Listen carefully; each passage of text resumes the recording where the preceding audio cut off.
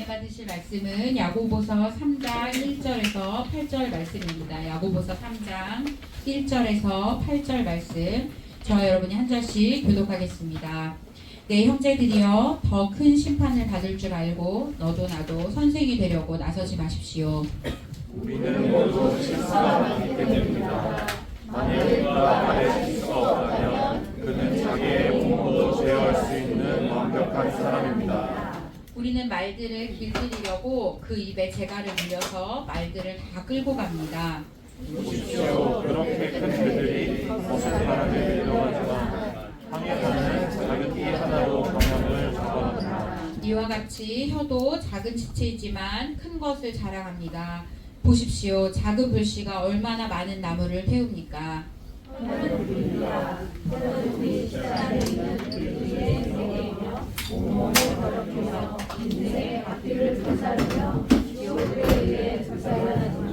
모든 종류의 짐승이나 새나 벌레나 바다 생물은 길들여질 수 있어 사람에게 길들여져 왔습니다.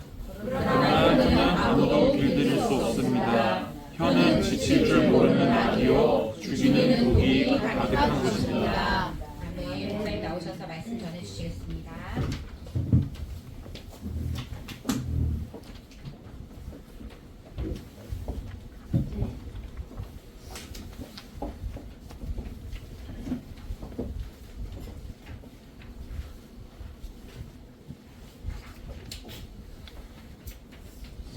할렐루야. 감사합니다.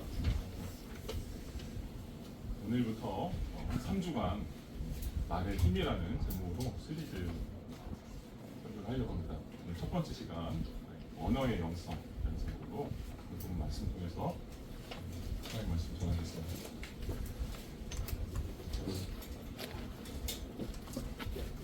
언어는 인간에게만 있는 하나님께 주신 복이라고 할 수 있습니다.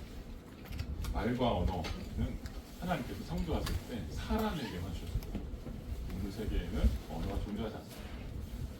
우리가 언어가 있어서 그것을 쓰고 기록하고 교육을 한다든지 또 사람을 살리는 그런 일들을 사상을 전하고 하는 일들을 또 하나님을 높이는 이런 일들이 말을 통해서 할 수 있도록 하나님께서 주셨다라는 걸 볼 수 있습니다.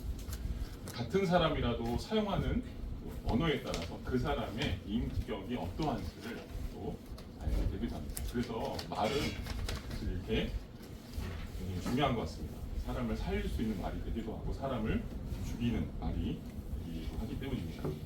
또한 그런 의미에서 말은 뭐냐면 신앙생활의 기초라고 할 수 있습니다. 신앙생활의 기초다. 하나님께서 우리에게 말을 통해서 이야기하세요. 그죠? 하나님께서 말씀하십니다. 실제로 하나님이 말씀하신다라고 하는 것들을 성경이 계속해서 우리에게 이야기하고 있고요. 오늘도 우리가 하나님의 말씀을 들으려고 이 자리에 오신 줄로 믿습니다. 설교를 제가 하지만 여기서 참 중요한 거는 설교를 통해서 하나님께서 여러분에게 말씀하시는 걸 들어야 돼요. 그리고 그 말씀을 들을 때 하나님께서 우리에게 여러분들의 믿음을 또 여러분의 삶을 새롭게 하신다는 것들을 알 수 있습니다. 그래서 신앙생활도 사실은 말과 관련되어 있습니다. 하나님도 말씀하신다. 오늘 야고보서를 오늘 살펴볼 건데요. 야고보서는 흔히 말의 능력을 언급할 때 자주 사용되는 부분입니다. 많이 들어보셨을 거예요. 특히 야고보서 3장. 저도 이걸 가지고 많이 설교했던 것 같습니다. 그리고 근데 이제 하나 좀 살펴보면서 좀 오늘은 좀 다른 형태로 전하려고 합니다. 물론 이 말이라고 하는 것들은 우리가 잠언서를 묵상하고 있잖아요. 잠언서도 보면 말의 지혜에 대해서 많이 이야기합니다. 거기도 보면 이런 얘기를 해요. 말의 기술. 인생을 사는 데 있어서 말의 기술이 중요하다. 잠언서의 아주 좋은 말들 중에 그 말에 대한 어떤 지혜 중에 이런 얘기들이 있어요. 경우에 합당한 말은 가로새긴 언쟁반에 금사가다. 너무 이쁘다는 것이죠. 경우에 합당하게 말하는 게 이렇게 삶을 고급지게 만들어준다는 거예요. 그리고 잠언서 18장 21절에는 죽고 사는 것이 혀의 권세에 달렸다. 혀를 쓰기 좋아하는 자는 그 열매를 먹는다. 이렇게 얘기를 합니다. 그래서 이런 얘기들이 있기 때문에 특별히 말이라고 하는 말을 잘 사용해야 돼. 이런 얘기들이 세상에 많이 있는 것이죠. 어떻게 보면 이 말이라고 하는 것이 하나님께서 우리 인생을 우리가 갖고 가는 데 있어서 중요한 어떤 원리로 주셨다라고 볼 수 있습니다. 그래서 이것 좀 사용할 수 있도록 해주시면 감사하겠습니다. 잘 안 되네요. 네. 여기 보면 그 시크릿이라는 책 많이 보셨을 거예요. 시크릿. 이 시크릿이 뭐냐면 끌어당김의 법칙이라 해서 이 끌어당김의 법칙은 이 우주의 원리래요. 이 우주의 원리가 있다는 거예요. 그래서 인간이 이런 끌어당김의 법칙을 잘 활용하면 이 우주의 기운을 다 이렇게 얻어서 성공하는 인생을 살 수 있다. 뭐 이런 얘기를 합니다. 근데 그 중에 하나가 뭐냐면 말이에요. 말을 잘 쓰라고 이렇게 얘기를 합니다. 그리고 또 부정적인 언어를 하지 말아라. 여기 안 돼, 부정어죠. 아나, 아니 이런 부정어를 사용하지 말라고 이렇게 이야기하고 있어요. 그래서 긍정적인 그런 언어들을 막 쓰면 긍정적인 에너지들이 우주의 기운들이 다 이렇게 몰려와서 인생을 성공하게 만든다. 이렇게 얘기를 합니다. 어떻게 보면은 이 잠언의 이야기하고 좀 비슷한 것처럼 보여요. 그죠? 그죠? 안 그런가요? 네. 그래서 이제 이런 거를 가지고 성경을 해석하시는 분들이 있습니다. 이거는 어떻게 보면 그런 것 같아요. 성경에 보면 하나님의 일반 은총이 기록되어 있어요. 일반 은총이 뭐냐면 모든 사람들에게 다 똑같이 적용이 되는 일반적인 지혜, 일반적인 하나님이 세상을 다스리시는 통치하시는 원리, 이걸 일반 은총이라고 합니다. 이런 것들이 다 기록이 되어 있습니다. 그러나 여기서 가장 핵심이 뭐예요? 일반 은총보다 더 중요한 게 뭐냐면 특별 은총입니다. 이걸 성경은 뭐라고 하냐면 복음이라고 해요. 복음. 하나님께서 모든 사람들에게 다 똑같은 일반 은총을 주시지만 그 중에서도 특별하게 예수 그리스도를 믿는 자들에게 하나님이 특별한 복을 주신다. 이게 특별 은총입니다. 그래서 예수 그리스도가 복음이고 예수 그리스도에 대한 복음 자체가 특별 은총이라고 성경이 말하고 있어요. 그런데 문제는 뭐냐면 이런 일반 은총과 특별 은총을 구분하지 않고 같이 적용하면 문제가 생깁니다. 뭐냐면 이런 그 일반 은총을 그대로 가져와서 성경을 특별히 신약 성경을 해석하면 문제가 생긴다라는 거예요. 여기 이제 적극적인 사고방식, 긍정적인 사고방식. 저는 이걸 심리학이라고 봅니다. 세상에 긍정 심리학이라는 게 있어요. 그죠? 아까 이 끌어당김 법칙이 비슷한 건데요. 이런 긍정 심리학을 그대로 가져와서 성경을 해석하려고 하는 시도들 있습니다. 가장 대표적인 목사님이 조엘 오스틴, 미국의 아주 대형 교회를 미국의 휴스턴에 농구 경기장을 샀어요. 농구 경기장을 사서 4만 명, 한 6만 명씩 모이는 그런 교회입니다. 그러니까 그 메시지에 어떤 세상 사람들이 반응한다는 거죠. 근데 어떻게 왜 반응하냐? 세속적인 진리로 가르치는 거예요. 그러니까 쉽게 얘기하면 아까 봤던 시크릿 같은 형태로 이야기하는 겁니다. 그래서 여기 보면 이렇게 얘기하고 있어요. 이게 목차예요. 나는 비전을 키우는 사람이다. 아까 부정어 안 써요. 긍정적인 말 하는 거예요. 비전을 키우는 사람이다. 건강한 자아상을 일군다. 생각과 말의 힘을 믿는 사람이다. 그리고 나는 언제나 행복을 선택했다. 이렇게 얘기하면서 긍정적인 말을 하는 것이 성공을 불러온다. 이게 이분의 이야기입니다. 그리고 성경에 나와 있는 고난이라고 하는 주제를 기뻐하지 않는, 하나님께서 기뻐하시지 않는 주제라고 다뤄요. 좀 이상하지 않습니까? 인생의 고난이라고 하는 걸 성경은 뭐라고 얘기하죠? 하나님이 복이라고 말해요. 근데 여기서는 고난이 하나님의 복이 아니에요. 그러니까 어떻게 해야 돼요? 고난은 저주받은 것이고 예수 그리스도께서 십자가에서 저주를 다 인생을 향해서 다 이렇게 십자가에서 다 짊어지고 하셨기 때문에 우리는 더 이상 우리에게는 저주가 없다. 좀 그럴싸해 보이지 않습니까? 그죠? 그럴싸해 보이죠? 이런 그럴싸해 보이는 이게 뭐냐면 심리학을 그대로 받아들인 거예요. 굉장히 긍정의 심리학을 그대로 받아들여서 십자가의 도를 그렇게 해석하는 겁니다. 그래서 복음은 고난이 없고 언제나 복이다. 언제나 복된 것만 있다. 언제나 긍정적이다. 이런 거를 얘기하는 것이죠. 그래서 이렇게 세상의 가치관을 가져와서 성경을 해석을 하면 이렇게 됩니다. 근데 저희는 우리가 계속해서 이제 우리 교회가 어떤 교회가 됐으면 좋겠다라고 살펴보고 있잖아요. 그 중에 하나가 뭐냐면 복음을 섬기자. 복음을 섬긴다는 게 뭘까요? 세상의 가치관을 따라서 성경을 보는 게 아니고요. 하나님께서 무엇이라고 말씀하시는지 먼저 보자는 거예요. 아멘? 우리 교회 그런 교회 됐으면 좋겠어요. 하나님께서 말씀하시는 게 진짜 뭔가 이렇게 말씀하시는 건가 한번 보자는 거예요. 그래서 그런 의미에서 오늘 야고보서를 살펴볼 겁니다. 야고보서는 특별히 말의 능력을 이렇게 이야기하지 않았어요. 어떻게 얘기하시냐? 교회론적으로 설명하세요. 우리 지난번에 이렇게 살펴보면서 그것도 아마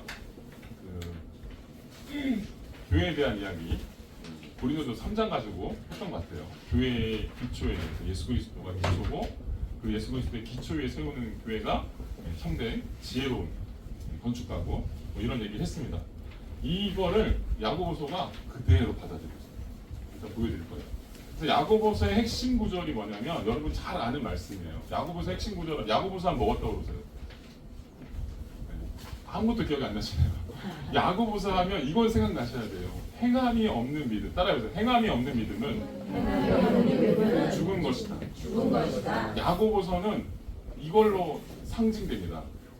행함이 없는 믿음은 죽은 것이다. 이 말이 야고보서의 전체 명제예요. 전체 주제입니다. 이 뭘 말하냐면 야고보서는 신앙생활, 이 기독교적인 신앙생활의 형태를 뭐라고 말하냐면 초월적인 것이 아니라고 말해요. 좀 어려운 단어인데요. 우리는 예수 믿고 이렇게 예배드리고 하는 거를 하나님께 드리는 거라고 생각해요. 그죠? 하나님께 드리는 거죠. 그리고 이걸로 우리 신앙생활의 의무를 다했다라고 보시면 안 됩니다. 이게 바로 초월적인 거예요. 그래서 교회에서 신앙생활하는 것이 세상에서는 세상 사람들, 우리 직장 다니는 이 사람들에게는 내가 예수 믿는 게 아무런 효능감이 없어요. 이러면 우리 신앙 자체가 초월적으로 흘러가고 있다는 거 말하는 거예요. 근데 야고보서는 초월적인 게 아니라고 말해요. 뭐라고 말하냐? 너희가 믿음이 있으면 현실 가운데서 그 믿음이 드러나요. 이렇게 말해요. 행함이 없는 믿음은 죽은 것이다. 이게 그런 의미입니다. 그래서 이 초월이 반드시 삶으로 현실에 나타나야 된다라고 말합니다. 그래서 이 야고보서 전체 4장밖에 되지 않는데 5장밖에 되지 않는데 이 하나님 사랑과 이웃 사랑의 정신이 그대로 흘러가고 있어요. 하나님을 사랑하면 이웃 사랑 내 삶에서 나타나야 돼요. 이걸 말합니다. 그래서 형제 사랑해야 된다. 그리고 특별히 외모로 사람을 판단하지 말아라. 이런 얘기 많이 합니다. 그리고 오늘 이야기할 말의 영성. 그리고 세상의 정욕을 구하지 말아라. 하나님의 사랑이 무엇인지를 생각하고 신앙생활을 하라. 이런 얘기들을 야고보서 전체가 말하고 있어요. 나중에 한번 야고보서를 차근차근 한번 살펴보면 좋겠다는 생각이 들었습니다. 그 중에서도 오늘은 말의 영성, 언어의 영성에 대해서 생각해 볼 건데요. 야고보서 3장은 이렇게 생각할 수 있습니다. 그 사람의 믿음이 가짜인지 진짜인지 어디서 드러나냐? 말에서 드러난다고 오늘 성경이 말하고 있습니다. 그러면서 말을 조심해라. 이렇게 말합니다. 결론부터 얘기하면 이 3장은 이런 얘기를 해요. 교회를 세우는 문제와 관련해서 말에 역기능이 있다. 그걸 조심해라. 이런 얘기합니다. 그래서 야고보서는 이 가르침을 일반적인 사람들, 세상의 있는 사람들, 뭐 믿지 않는 사람들, 교회 다니는 사람들 할 거 없이 모든 사람들에게 준 게 아니고요. 특별히 교회에게 줬습니다. 오늘 이 야고보서는 우리가 지난번에 살펴보았던 지혜로운 건축과 어리석은 건축가의 주제가 다 들어와 있어요. 그대로 들어와 있습니다. 제가 한번 보여드릴게요. 마태복음 7장과 야고보 3장을 비교해보면 이 주제가 그대로 들어와 있습니다. 지혜로운 사람, 행위에 대한 이야기, 심판에 대한 이야기, 나무 비유, 심지어 나무 비유까지 그대로 들어와 있어요. 그래서 마태복음 7장, 우리 지난번에 고린도전서 3장을 한번 떠올려 보시면 고린도전서 3장도 똑같이 마태복음 7장을 바울이 예수의 말씀을 그대로 가져와서 해석하고 있죠. 야고보서 누구였냐면 야고보는 예수의 제자 중에 동생이었어요. 그러니까 얼마나 친합니까? 그죠?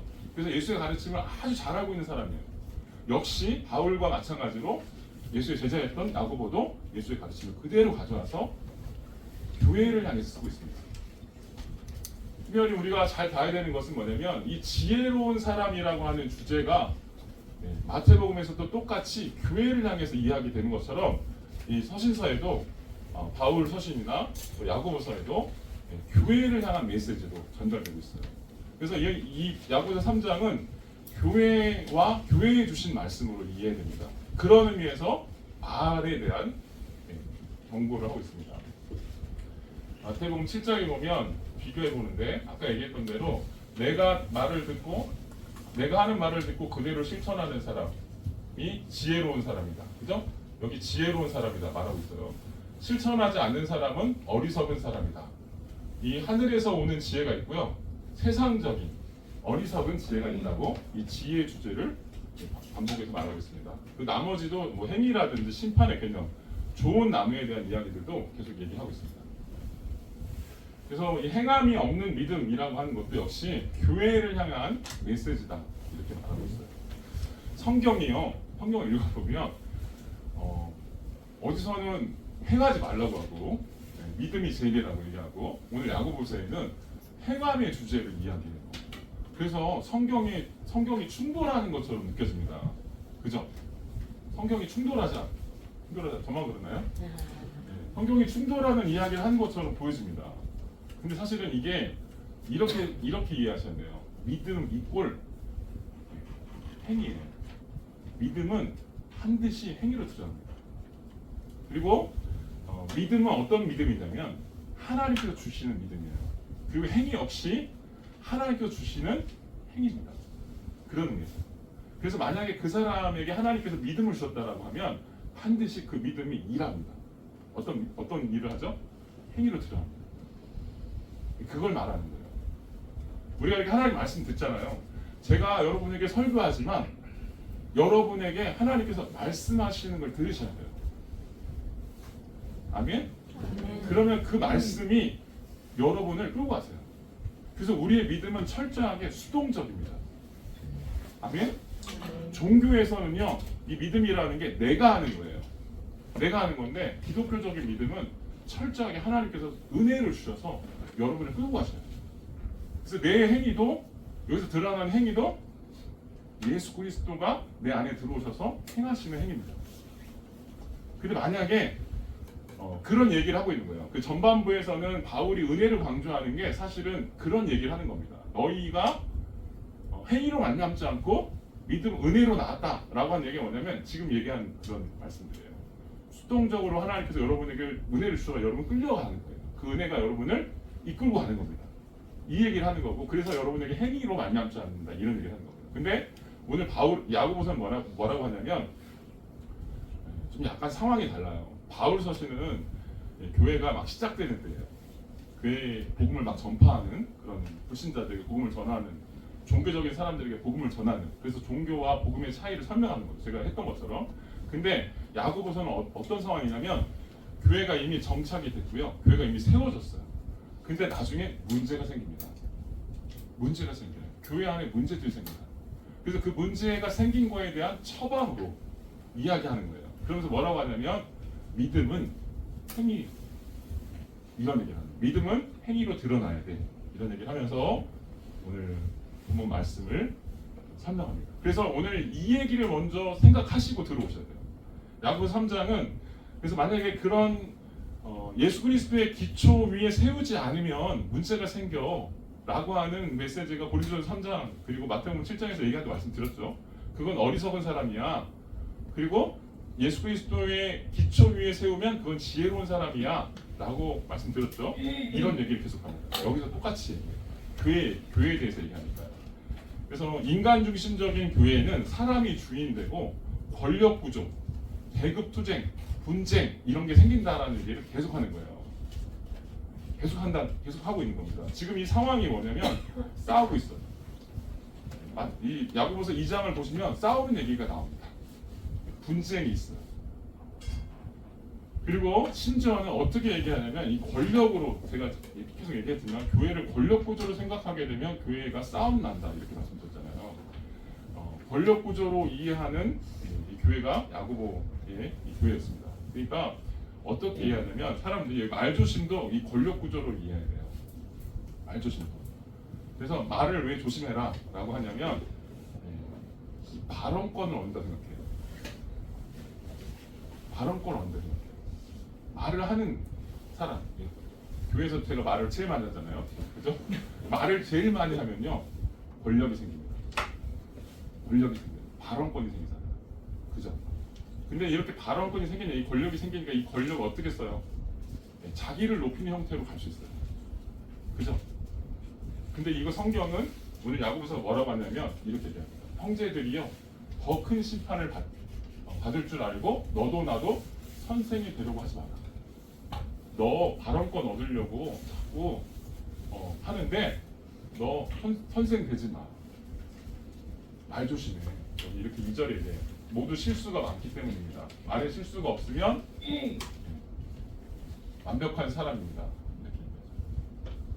이제 이런 얘기를 하는 게 뭐냐면 교회를 향한 이야기다라고 하는 것들을 바라고 있습니다. 그래서 교회 관점에서 특별히 저같이 말을 많이 하는 사람들한테 조심하라고 말하는데 또 교회를 섬기려고 하시는 분들이 있어요. 그런 교회를 이렇게 섬기려고 하는 분들 또 여러분들이 직분을 얻고 하시면 뭔가를 해야 된다라고 생각하고 교회를 세우는 일이라고 생각하게 됩니다. 근데 이때 어떻게 해야 되냐 이걸 이야기하고 있어요. 그러면서 여기 이 온몸이라고 하는 단어도 이렇게 생각해 볼 수 있습니다. 고린도서 3장에 보면 각각 교회가 지어져 간다 이런 얘기 했어요. 그래서 교회가 어떤 의미다? 두 가지가 의미가 있다. 교회의 첫 번째 의미는 내가 교회다. 여러분이 각 교회예요. 두 번째 공동체적인 교회. 여러분이 다 와서 이 공동체적인 교회를 통해서 서로가 상호작용을 통해서 각 지체들이 연결되어 있다라고 하는 걸 통해서 서로 성장하는 서로 연결되어서 유기체적으로 성장하는 교회가 이 공동체적 교회예요. 그래서 교회는요 굉장히 신비한 형태입니다. 하나님께서 이 땅에 만들어 놓으신 아주 신비한 형태의 조직이 바로 교회예요. 근데 여기 이 온몸도 사실 그런 의미입니다. 우리가 각 지체예요. 각 지체가 교회라고 말씀드렸어요. 그러면 이 온몸은 뭐예요? 공동체적인 교회입니다.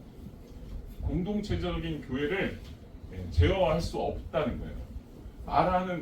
말에 실수가 많아가지고 교회에 문제가 생긴다는 거예요. 그래서 말 조심하라고 말하는 겁니다. 분서 3절과 5절에 언어의 특징에 대해서 설명합니다. 언어의 세 가지 비유를 드는데 말의 특징 세 가지가 뭐냐면 제갈, 희, 그리고 불시. 이 비유예요, 비유. 비유를 들어서 뭐라고 설명하냐면 이 제갈은 뭐냐면 한번 읽어볼까요? 3절부터 시작.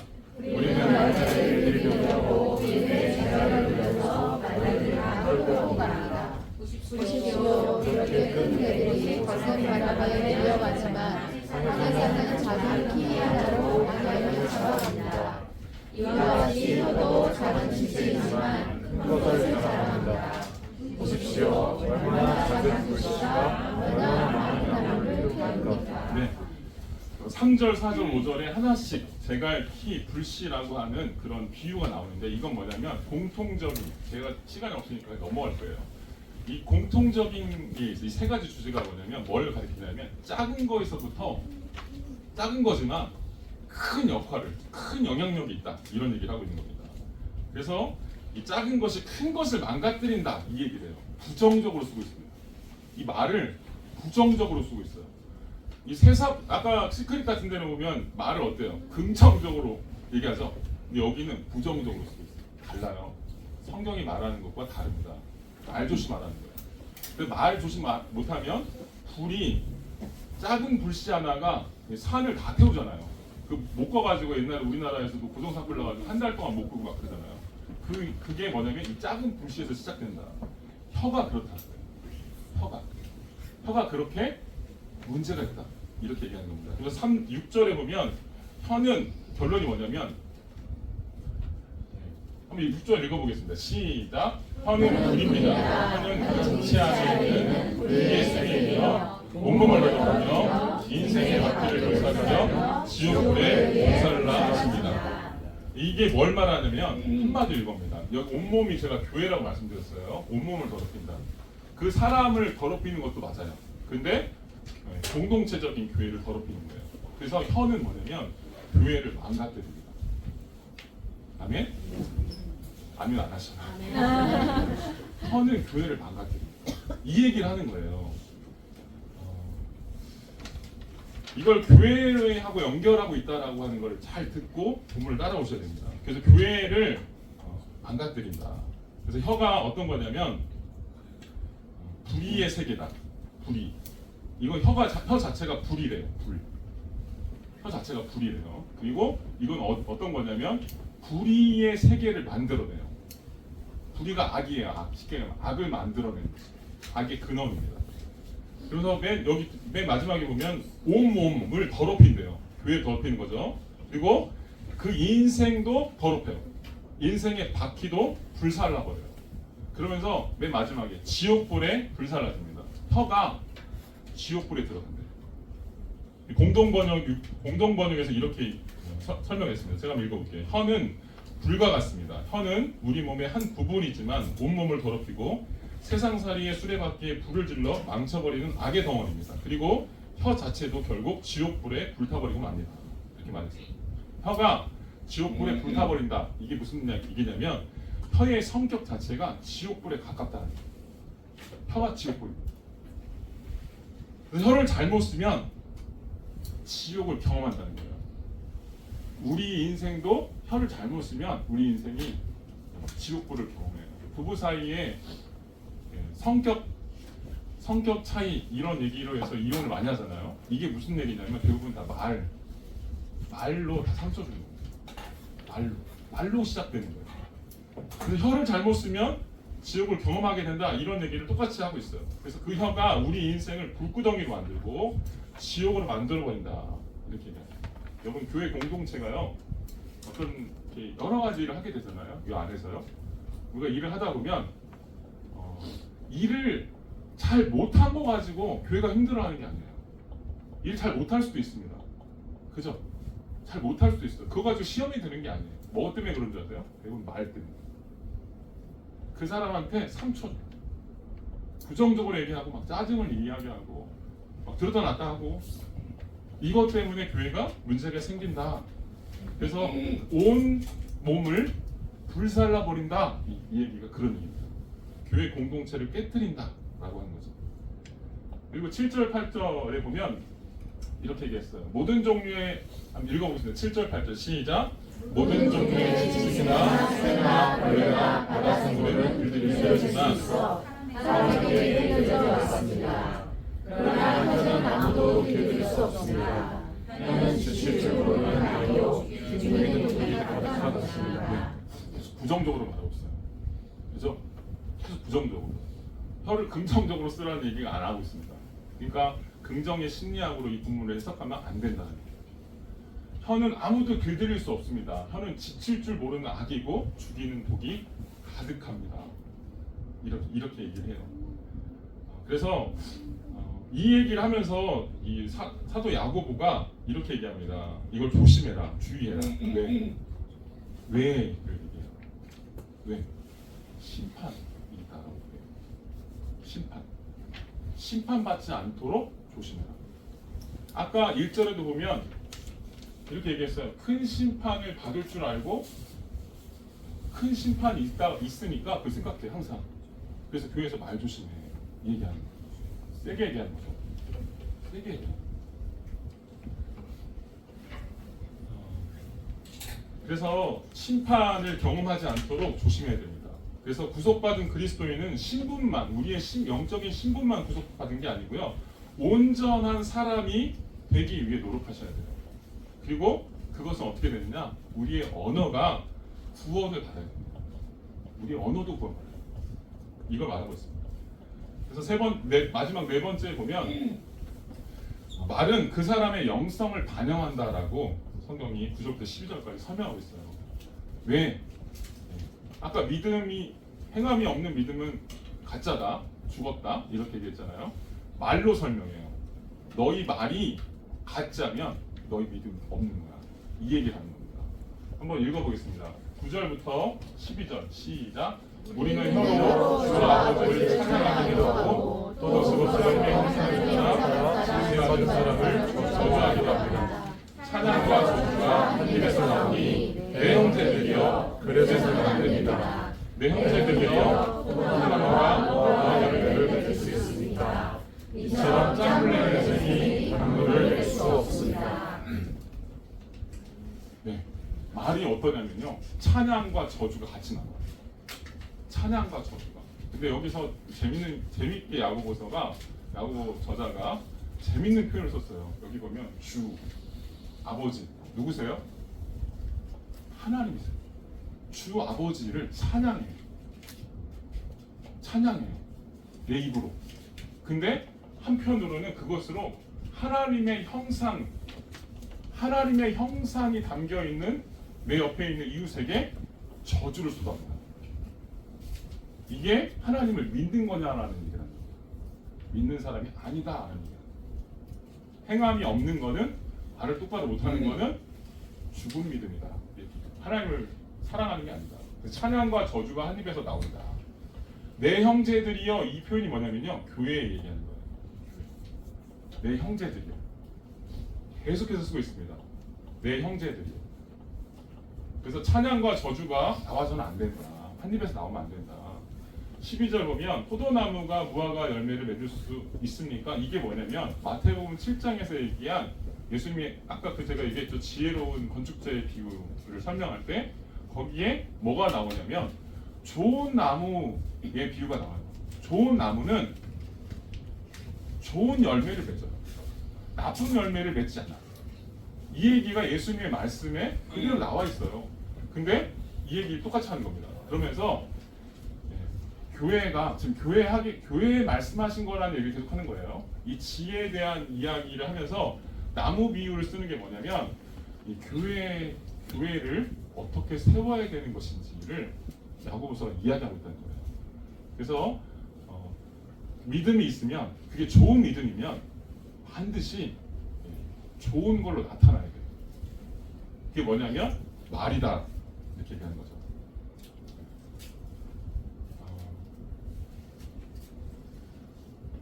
말은 영성의 됨됨이라고 할 수 있다라고 볼 수 있습니다. 여기 이 이야기 역시도 마태복음 15장에 예수님께서 말씀하신 거예요. 지금 야고보가 말을 가지고 믿음이 가짜다 진짜다 이 얘기 하잖아요. 그죠?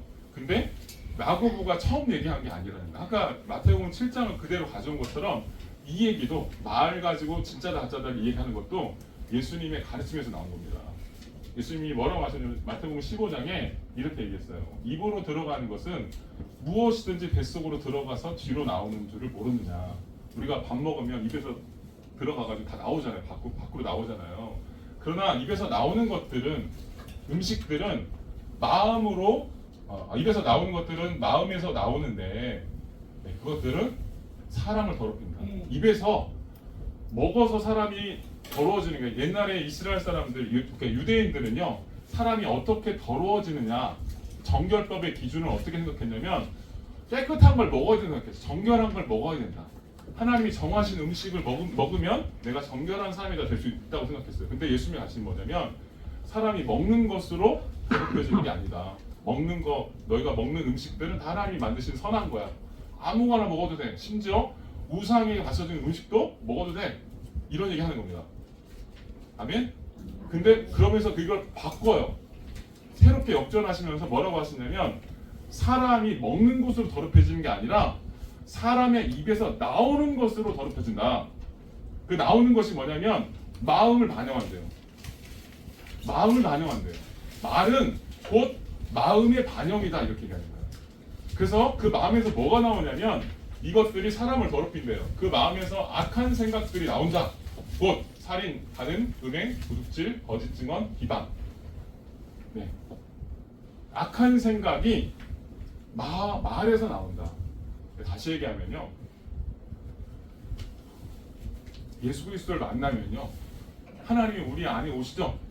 우리 안에 오셔서 우리 마음을 통치하시고 우리 인생을 움직이세요.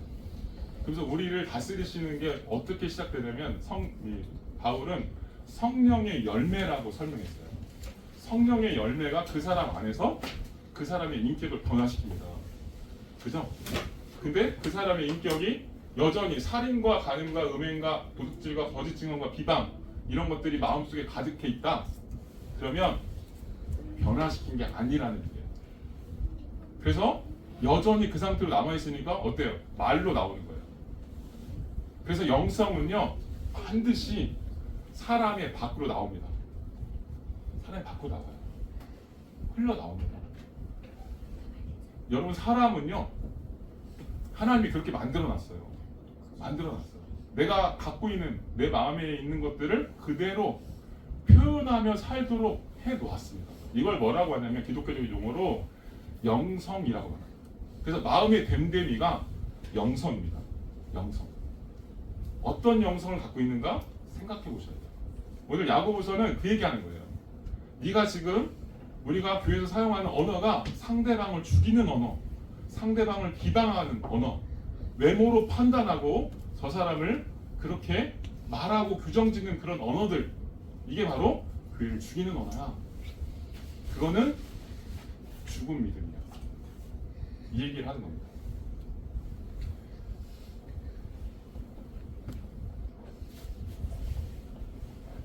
(16절부터) 여기 보면 지혜에 대한 이야기가 나옵니다. 지혜롭고 복 있는 사람이 누굽니까? 지혜롭고 복 있는 사람이 이게 지금 마태복음 7장에 지혜로운 건축가의 비유를 그대로 가져온 것 말씀드렸죠. 지혜로운 사람이 누구냐 이렇게 얘기해요. 이 지혜로운 사람은 선한 행실. 다시 얘기하면 야고보서 3장에 보면 선한 행실이 뭐예요? 말로 드러나는 선한 행실을 통해서 지혜에서 나오는 온유함, 말이 온유함이 나와요. 그것이 행위예요. 그러나 여러분의 마음에 지독한 시기심과 야심이 있다면 욕망, 뭐 이런 거죠. 정욕, 이걸 자랑하는 것, 진리에 대해서 대적하는 것, 이게 다 불신에 거하는 표시다라고 말해요. 그러면서 이런 지혜는 14절에 있는 이런 지혜예요. 14절에 있는 이 지혜는 하늘에서 온 게 아니래요. 세상적이고 세속적이고 마귀적이다 이렇게 말합니다. 그래서 시기심과 야심이 있는 곳에 혼란과 온갖 행위가 있다. 17절 이게 중요합니다. 같이 17절 18절 읽어보세요. 시작. 그러나 하늘에서 오는 지혜는 무엇보다도 성결하고 또한 화평하여 단정하고 단순하며 긍휼과 선한 열매가 가득하며 편견과 미선이 없습니다. 그의 열매는 화평하게 하는 사람들이 화평의 씨를 뿌려 거두는 것입니다. 하늘에서 온 지혜는 성결하고 화평하고 관용하고 양수입니다. 긍휼, 선한 열매, 편견, 미선, 화평. 이걸 바울의 언어로 설명하면 성령의 9가지입니다. 성령의 9가지. 하늘에서 온 지혜는 그것을 품은 사람은 성령의 열매가 그 안에 있어서 그게 말로 나온다는 거예요. 이 얘기를 하는 거 똑같이 하는 겁니다. 이렇게 지금 야고보서는 말이라고 하는 주제를 교회를 어떻게 세울 것인가라고 하는 주제와 연결시켜서 설명하고 있습니다. 그래서 교회를 세우려고 하는 사람들아, 저와 여러분 모두예요. 왜냐하면 여러분도 다 교회입니다. 여러분 다 교회고 또 공동체적으로 우리는 다 그리스도의 몸된 교회인 줄로 믿습니다. 그래서 우리는 교회를 세워가는 인생인데요. 그런 인생을 살면서 우리가 어떻게 되는 줄 아니? 말 조심해. 이 얘기를 하는 겁니다. 근데 이게 쉬울까요? 어려울까요? 네, 어렵습니다. 어렵습니다. 그래서 기독교적인 신앙은요, 반드시 공짜로 얻어지는 게 아니에요. 은혜로 구원받았다라고 하는 게 값없이 구원받았다. 이걸 조금 오해해서 공짜로 구원받았다, 난 아무것도 할 게 없다, 이렇게 생각하시는 경우가 많아요. 그렇지 않습니다. 그렇지 않습니다. 기독교적 구원은요, 기독교적 신앙생활이 담아내는 성경이 말하는 온전한 구원의 상은 뭐냐면, 세상의 세속적인 사람들이 담아내는 그런 윤리적인 삶보다 훨씬 더 하나님의 영광에 가까운 그런 삶을 요구해요. 교회에서 세속적인 사람들은 와가지고 자기를 자랑하죠. 자기의 권위를 내세우고 조금 더 윤리적인 어떤 행동들을 함으로써 자기가 조금 더 낫다라고 얘기해요. 그죠? 그렇게 생각하는 것이죠. 근데 교회는 그런 형태로 지어지는 게 아닙니다. 이 얘기를 하는 거예요. 이 얘기를 하는 겁니다. 그래서 그러면 우리가 앞으로 어떻게 되느냐?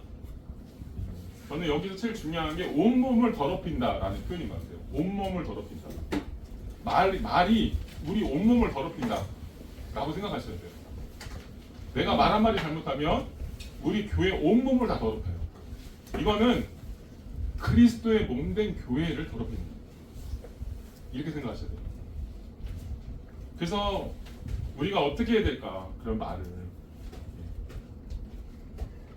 이게 중요합니다. 어떻게 해야 될까? 저번에 진규 형제가 그런 얘기를 했어요. 뭐냐면 성경 공부 나눈다가 그럼 어떻게 살아야 되는 거예요? 그래서 어떤 사람으로 살라는 겁니까? 성경이 다 그 얘기하고 있어요. 어떻게 살아야 되는지를 고민하라는 거예요. 고민하라고 얘기하는 거예요. 근데요, 우리가 내가 그게 고민한다고 되는 게 아니에요. 세상에서의 행위는 뭐냐면 내가 그렇게 살 수 있다고 말해요. 그죠? 내가 그러면 이제부터 입 꾹 닫고 절제하고 살아야지, 이 얘기하는 걸까요? 그게 아닙니다. 그게 아니에요. 성경이 말하는 건 뭐냐면요, 우리의 모든 행위는 내가 안 된다라고 하는 데서부터 시작됩니다. 그리스도의 은혜가 우리를 드라이브 끌고 간다라고 하는 건 뭐냐면, 내가 안 된다라고 하는 거를 먼저 이해하고 그리스도의 발 앞에 내 삶을 하나님께 드리는, 여기서부터 시작합니다. 그래서 우리의 언어가 바뀌는 것도 마찬가지예요. 내 언어 속에 욕이 있고 상대방을 저주하고 시기하고 그런 마음들이 있어요.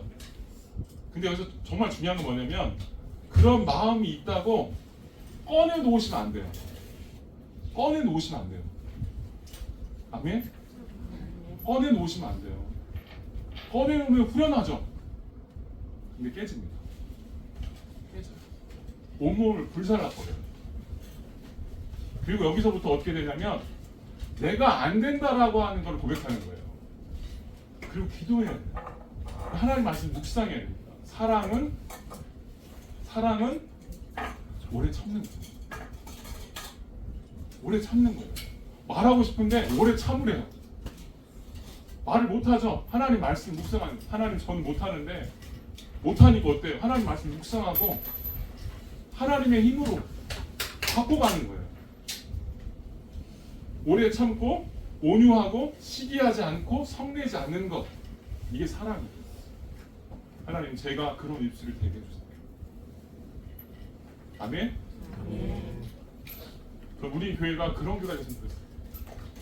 할 말 다 하면 좋죠. 할 말 다 하면 좋죠. 근데 그게 사랑이 아니에요. 그게 교회를 세우는 일이 아니야. 참으랍니다. 부부 사이에 할 말 다 하면 그런 사람 만나고 싶다, 그런 사람 없습니다. 그런 사람 없습니다.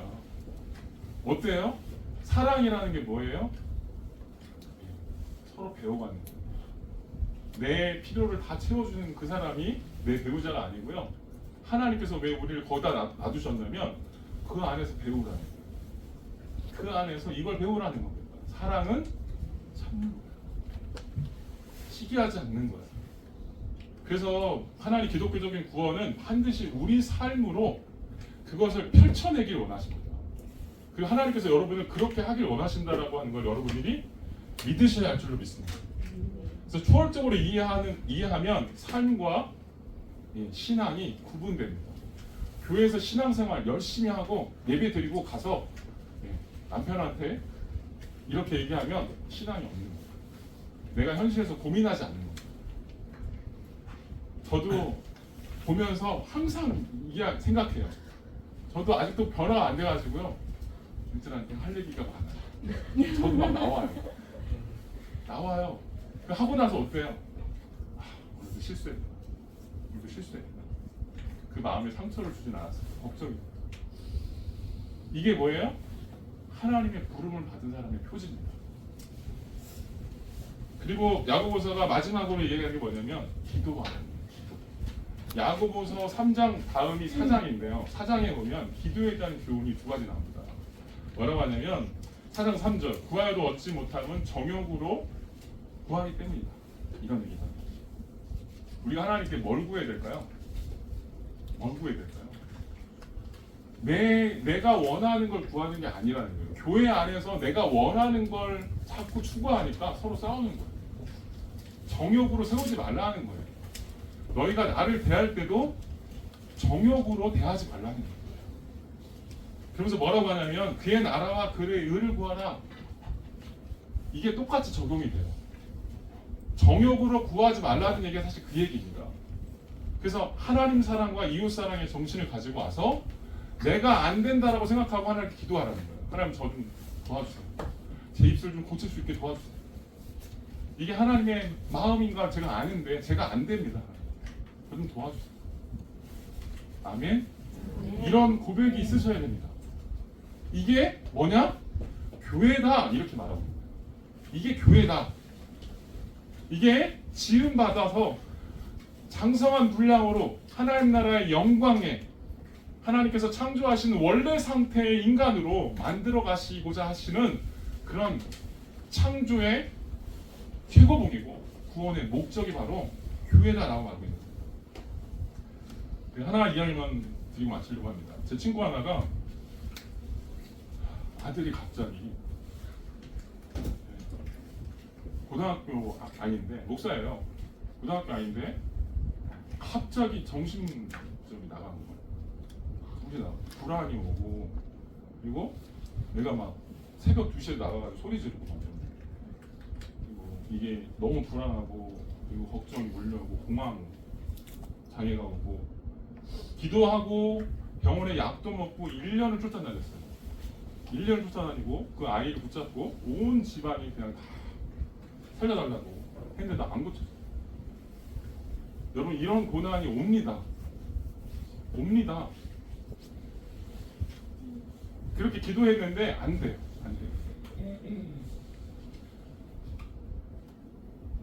근데 이런 고난이 있으면서 하나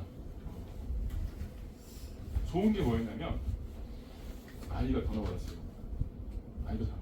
아이가 하나님의 주인됨을 인정하는 아이가 바뀌었어요. 1년 동안 그 고난을 겪으면서. 만약에 공부하는 아이들이 사실 그런 거 생각할 때가 어디 있어요? 자기 인생의 문제를 생각할 때가 있습니까? 그 공부가 바쁜데 생각 못 하죠. 근데 그런 고통이 때가 오니까 이 아이가 하나님을 생각하게 되고요.